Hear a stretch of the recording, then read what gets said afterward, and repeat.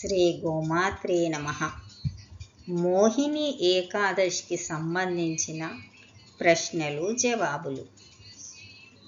ఈ మోహిని ఏకాదశి ప్రత్యేకత ఏమిటి? విష్ణుమూర్తి స్త్రీగా మారి అమృతాన్ని దేవతలకు పంచిన రోజు. ఈరోజు భస్మమైన రాక్షసుడు ఎవరు? భస్మాసురుడు. హరిహరులకు జన్మించిన వాడు ఎవరు? అయ్యప్ప. అయ్యప్పను పెంచిన రాజు ఎవరు? పదందళ రాజశేఖరుడు.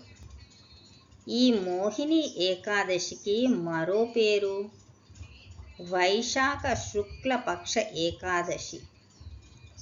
ఈ ఏకాదశి రోజు ఎవరిని పూజించాలి? శివకేశవులను.